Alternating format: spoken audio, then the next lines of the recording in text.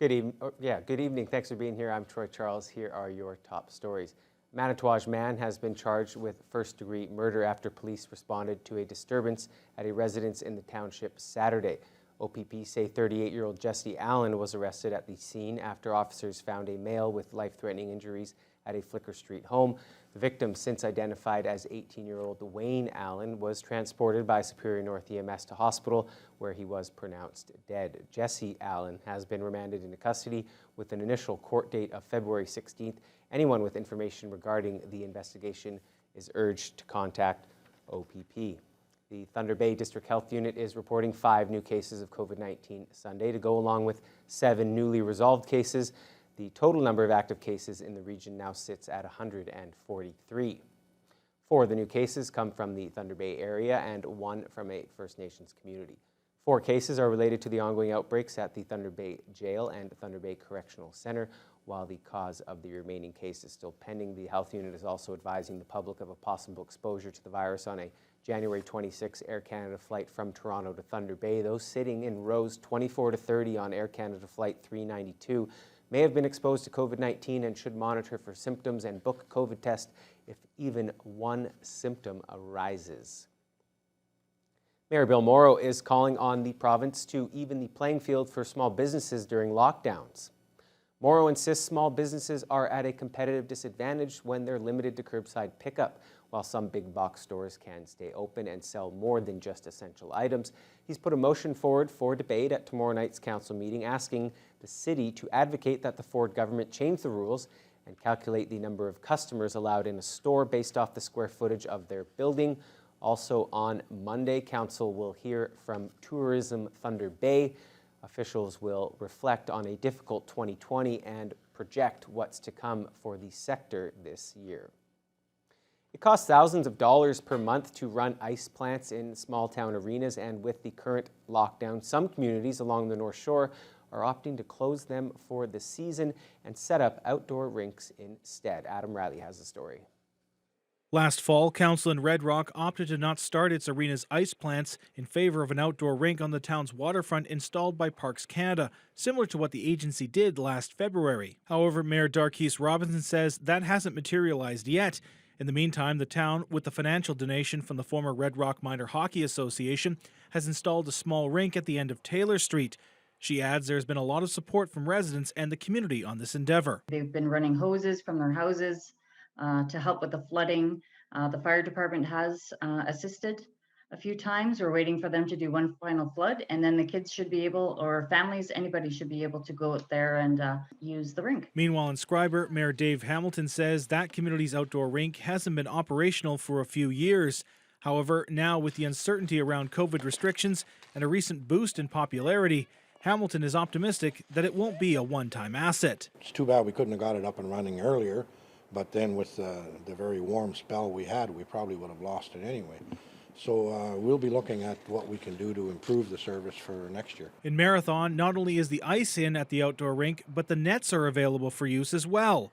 It's a point of controversy right now in Thunder Bay after nets were removed from outdoor rinks across the city due to concerns over public gatherings.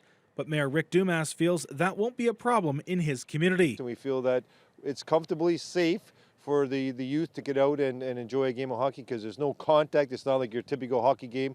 It's, shinny hockey with a stick and a helmet and a pair of gloves on.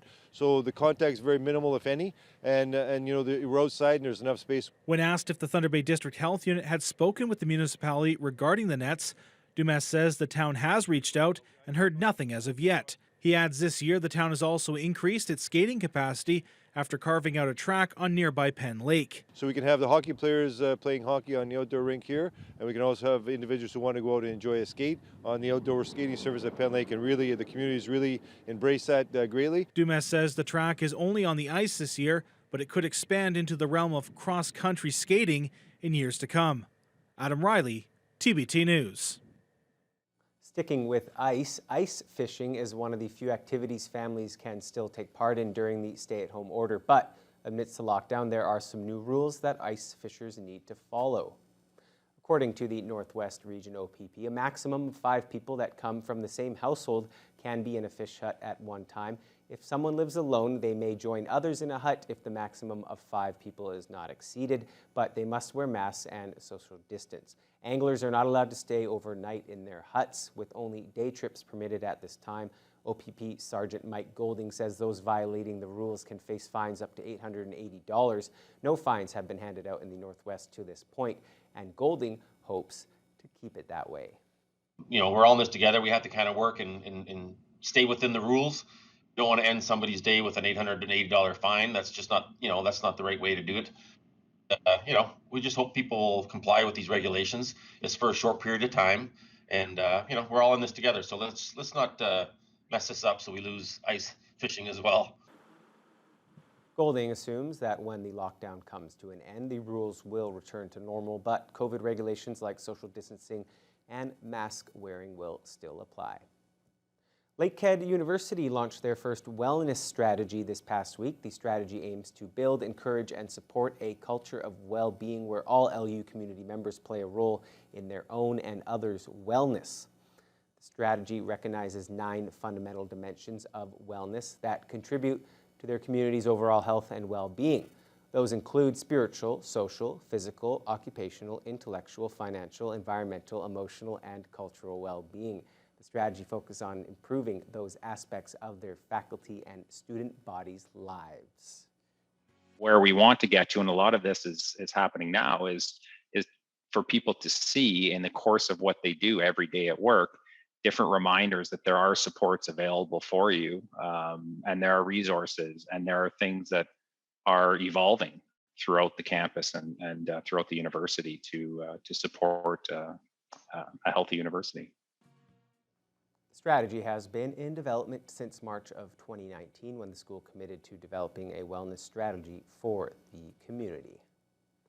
City of Thunder Bay's bid to host the 2024 Ontario Winter Games has officially been submitted. Mayor Bill Morrow represents council on the bid committee, and he used some of his time at last week's Rural Ontario Municipal Association conference to lobby for the Games. The Ontario Winter Games are held every 2 years and sees the province's top young athletes compete across roughly 24 sports. Thunder Bay has hosted them once before in 1974. The Games are expected to attract over 3,000 athletes, coaches, and team members, along with an estimated $6 million economic impact. Morrow used his meeting with Provincial Minister of Sport and Tourism, Lisa MacLeod, to garner some extra support. Had a good opportunity to pitch the City of Thunder Bay. We have just submitted our proposal for looking to be the host for the Ontario Winter 2024 Games. Our proposal is in now, and there's a committee within the city bureaucracy with a number of volunteers from the community on the bid committee. The bid proposal is in, so I had an opportunity to talk to the minister about that and try and get some extra support for that particular proposal from that particular minister. All bids to host the Games were due by January 8th. The Games will be awarded in March. A man from BC carrying a 9-foot-tall handmade cross across Canada departed Thunder Bay Sunday afternoon. Known as the Old Man, Warren Park says he is taking a stand for Canada with his actions and that he's raising awareness for multiple failures by the federal government. Avery McRae reports. Warren Park said goodbye to Thunder Bay in maybe the most appropriate fashion, by paying his respects at the Terry Fox Monument. There, he was greeted by supporters, including a city resident who said a prayer and sang a song before Park set off to endure the final stretch of his journey to Ottawa. Park started his journey in Kelowna, British Columbia with a 9-foot-tall handcrafted cross with a message that reads, "Veterans are not asking for more than I can give," a variant of a line once used by Prime Minister Justin Trudeau. And Park says he aims to raise awareness for those injustices. There's just certain things that are being neglected, I feel, and if the powers to be aren't going to do their job, I feel that it's up to us as Canadians to do it ourselves. Helping veterans is not the only cause he is walking for. Park also walks to raise awareness for the 91 First Nation reserves in Canada who are still without clean drinking water in the year 2021. He is also raising funds for autism help and awareness, cancer research, and mental health services. Pre-COVID, I seen friends and family struggle with getting the help that they need, and they go days, months, even years without even getting to speak to somebody. And now even with the times right now during COVID, it's even harder for these people and for everybody that struggle with just the minor little things. Those looking to donate to Park's cause can visit his GoFundMe page, which has raised over $6,500. Park will continue his journey to Ottawa, heading east down Highway 1117, but he will have fond memories of his time in Thunder Bay. Really amazing. I definitely needed a few days rest, and the family that took me in, and she's also a therapist to help me with my joints and stuff, and she's done an amazing job. Avery McRae, TBT News. Mike, the Raptors were back on the court this evening, and they were playing the Orlando Magic. Yeah, they were, and we have those highlights after the break.